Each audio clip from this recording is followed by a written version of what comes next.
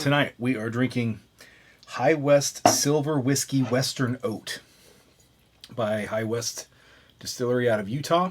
This is a very interesting drink. It's completely clear, like a vodka almost. It is described as the nose as being rich vanilla with banana, coconut, and blueberry. Taste a party on your palate. Oat biscuits with soft berries and vanilla nuttiness. It's, to me, it's made 85% oat and 15% malted barley, I believe. It reminds me a lot of Scotch. I think the malt, it reminds me of like a single malt Scotch, but with no smokiness at all. So you get this nice, smooth, mellow Scotch with no, well, it's not Scotch, but you get this nice, smooth whiskey with no char bourbon flavors necessarily. It's very interesting. Popped it open tonight for the first time, so we'll see how it goes. Okay, so I went to the store maybe a week ago, and I just hadn't put it on film because I only got 3 bottles. I'm going to combine, I did a lot today, and then I did a little bit a couple days ago, or a week ago, whatever it was. So the 3 I got a week ago, we'll start with those. They're already out of the bag, and I've already opened one, but let's see what we got. So the first one that I picked up was Green Spot Pot Still Irish Whiskey. They go with the Red Spot that I already have. This is the less expensive option. It's a triple distilled Irish whiskey. Comes in at 80 proof. When I was at the store, I was planning on custom ordering this, doing a special order, and they actually just had it, and they stock it sometimes. So I got the Yellow Spot now to go with the Red Spot. Now, both the Yellow Spot and the Red Spot are both aged 12 years, and they both are aged in bourbon barrels, sherry butts, and casks. So we'll have to investigate this further and maybe do a tasting to figure out which is best.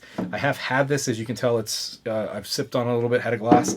It's pretty good. I don't know if it had that same strawberry tone. I don't remember fresh strawberry taste like I had with the Red Spot, but it was good. So we'll have to try them back to back. And I finally broke down and got a John Bowman. I am here in Virginia. The distillery is literally 15 miles from my house. So I kind of broke down and bought one. So those are the 3 that I picked up on the first trip. We're going to set those up here out of the way. Well, what happened today is I got notifications about like Buffalo Trace and Eagle Rare, which are fairly common around here. They don't stay on the shelves for more than usually a day. I didn't go camp out or anything for this. I just literally drove to a store that I hoped would still have one. Got to that store, picked up some stuff, and then I wanted to go to this store to get some other stuff that I saw still in stock, and then I went to another store. I ended up going to 4 different stores, so we're going to just grab them, not in any particular order. They're just piled on the floor over there in multiple bags. Let's see what happens. So in this bag, I got a Blanton's. It wasn't on the hunt for a Blanton's, but when the Blanton's is in the store around here, it's hard to pass up. Then I picked up a Very Old Barton. I already have one of these 1.75 Very Old Bartons. This is the 86 proof one. I'm actually going to be doing a series of videos where I need a whole bunch of bourbon. So one of the bourbons that I'm stocking up on for this experiment that I'm going to be doing is Very Old Barton. So I picked up another one of these. So next up in this bag, we have... Ooh, okay, this was one of the later trips I did. I picked up a Buffalo Trace. I've got a full one up there that's barely opened, a brand new one here, and another brand new one. This is one that I'm going to be doing an experiment with, so I'm kind of stocking up on this one.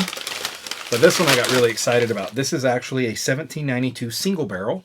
I already have one up there, but this is the first time I've gotten one in Virginia. The one I had up there I bought in one of my trips to, I think, Georgia. So finally was able to get a 1792 single barrel here in Virginia. All right, in this one, I have an Eagle Rare and a Baby Blanton. In this one, I got the big boys. I got the 1.75s. I picked up a 1.75 Eagle Rare. It's a big old bottle.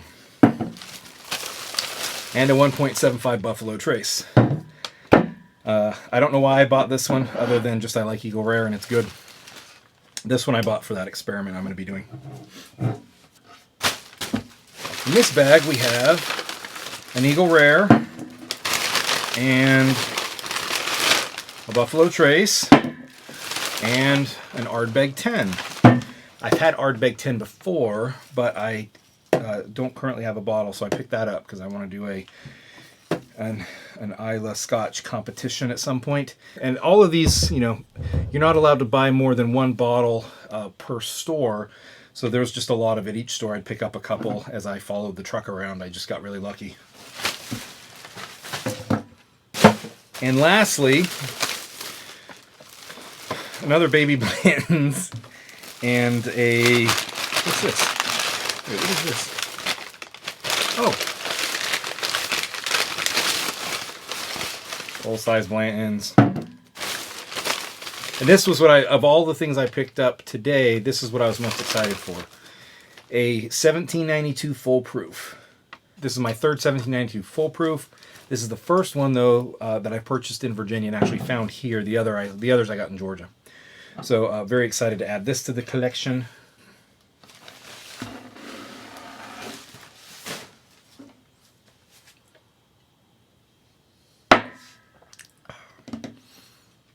That High West is good, but I need a bourbon. I need a real bourbon. Normally when I do these, I like to pop open something I just bought because, you know, it's kind of interesting, something I was excited to buy. But I've already got a full proof open. I've had that. I've had the yellow spot, which I opened when you guys weren't watching.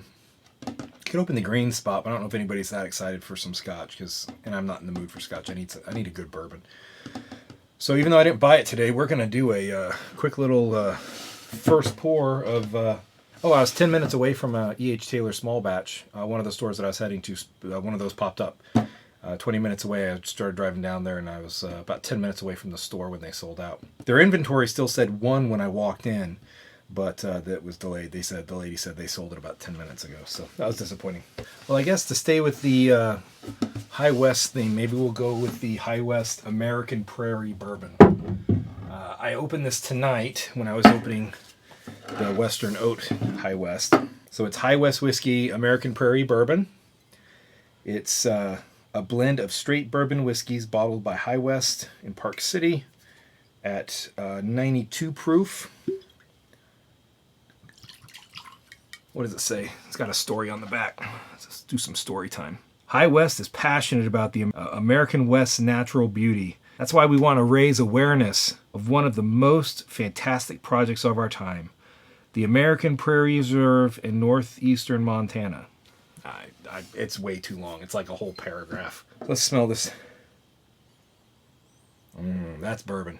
No proof. It smells nice and clean. Caramel with just a hint of a little bit of cherry. Smells good. On the nose, it was more caramel, but on the palate, it's more vanilla. It's kind of a vanilla, a decent cherry presence, a little bit of baking spices, a hint of cinnamon. It's got a medium length finish, and it goes to kind of a charred oak. It's not overly sweet. It's definitely, if Woodford Double Oak is over here, and a really, really not sweet bourbon is over here, this would fall pretty close to the middle. Maybe a hint on the sweeter side. So it's good. I like it. It's tasty. Picked up some good stuff and prepared for some future videos that I'm hoping to do. If you haven't, please subscribe. And until next time, find a bottle you love.